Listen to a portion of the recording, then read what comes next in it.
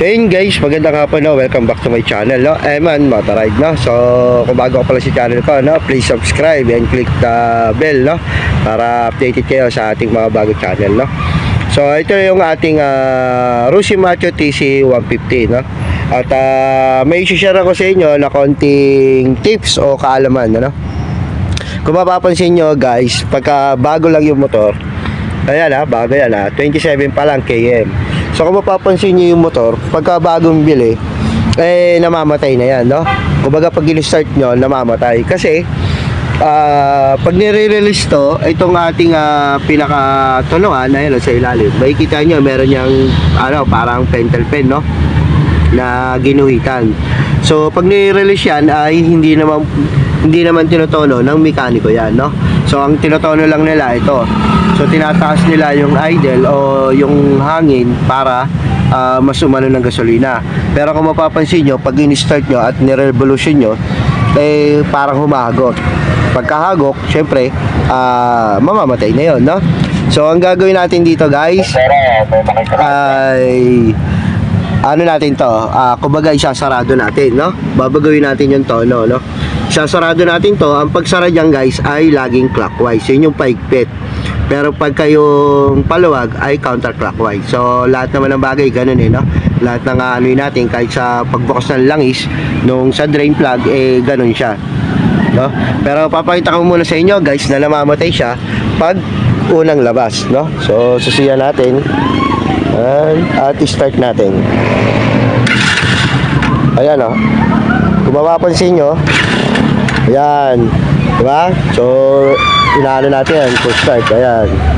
So hirap siya guys, ayan hirap. So kahit nakababa yung gasolina, ayan so nakababa na yung gasolina guys, no? So ganun siya pagkano. Kaya ginagawa ng mekaniko ay tinataasan tong idle o itong para sa hangin para umandar siya, no? Yan, ayan, kung mapapansin nyo. So hindi. So may gagawin tayo dito guys, no?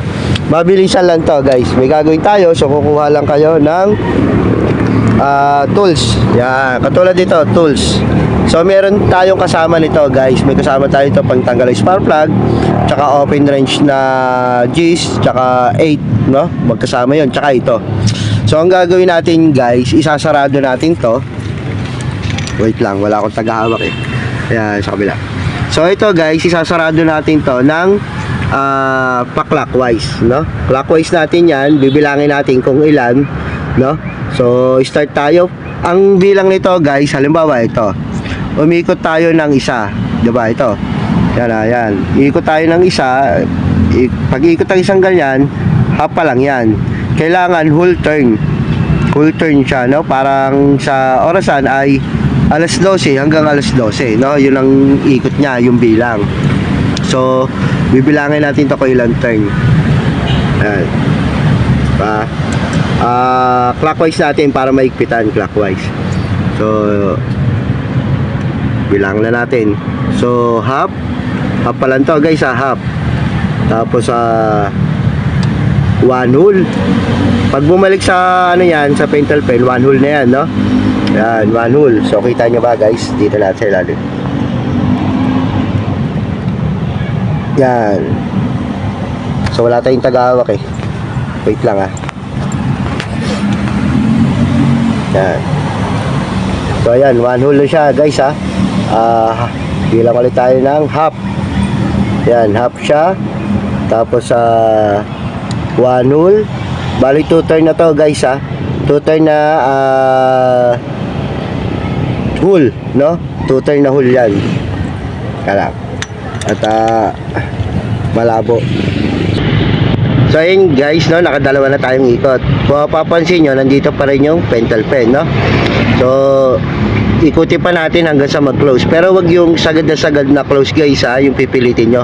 Pagka tumigil na siya na hindi na mapit, yun na yun. So ikot pa tayo na kaunti. Yan. So hanggang dito na lang siya, yan guys, no? So lumabas siya ng 2 turn and 1/4. So kita ba guys? Flashlight nga natin. Yan. 2 turn and 1/4. So ang mangyayari dyan guys, ang gagawin natin yan ay magka-counterclockwise tayo ng bali 4 turns. Kasi 150 naman ito, yung motor natin, no? 150 siya. So mag-aano tayo ng 3 and a half hanggang 4, no? So syempre kakapain nyo yan ng 3 and a half pagka hindi pa rin maganda yung tunog o yung ano natin ng motor, gagawin natin 4 turns. Pero dahil sa akin 150, so gagawin ko na siya agad ng 4 turn para magbabawasan lang tayo, no? So ang mangyayari nito, counterclockwise naman tayo guys, no? Paikot, paluwag ang gagawin natin, no? Paluwag. So ayan, hindi matutok yung camera, pasensya na guys ha.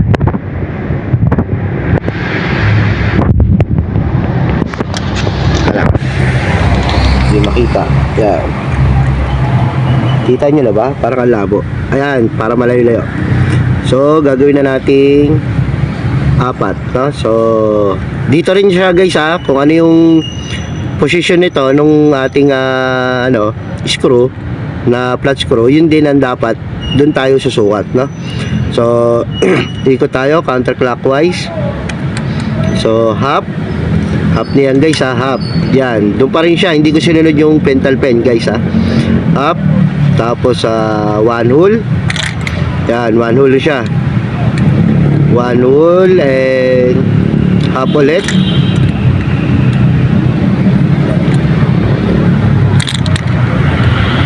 Yan, half. 1 and a half yan guys ha. Tapos half. Bali 2 turn na to guys, 2 turn. So gagawin natin 4. So half ulit. Teka lang. Yan, half at isang ikot pa. So 3 turn. 3 turn na siya guys at half. So 3 and a half siya guys. Yan ha, 3 and a half.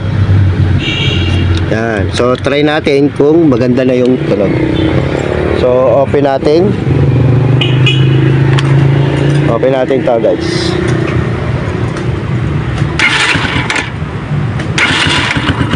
Oh yan, umandar na siya guys, pero hindi siya nagtutuloy, no?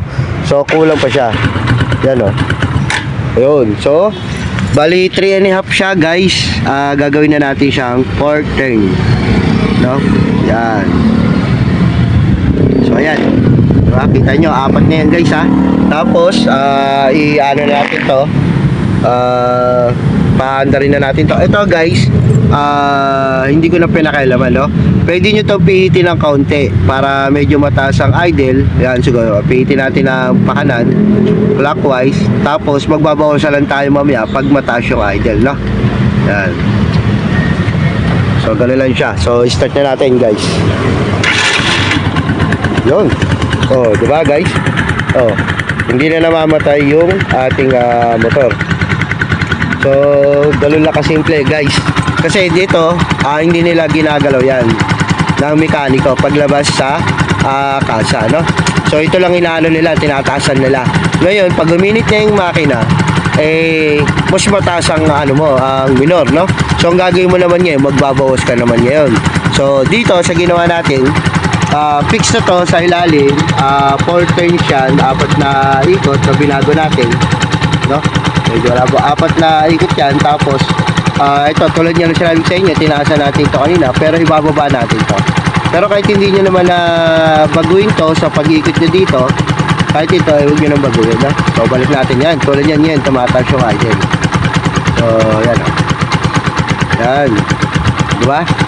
So okay na yung ating makina, no? So kahit umaga, kahit paandarin nyo yan, hindi na tulad nung una nating paandar na namamatay, no? So patayin natin ulit yung makina. Yan, no? Oh. Tapos paandarin ulit natin. Oh, di ba? So one click lang siya, no guys? So gano'n lang kadali guys dito sa ating bagong motor. Pagka unang labas at kung napansin nyo, namamatay, no? Namamatay siya at kailangan patasan ng minor para umandar, no? Tsaka mapapansin nyo dun, humahagok. Pagka may revolution nyo, parang nalulunod. Hindi tulad dito, ayan, no? So maganda yung silinyador, no? So, ayan guys, hanggang dito na lang. I hope at meron kayo natutunan sa simple nating video. No?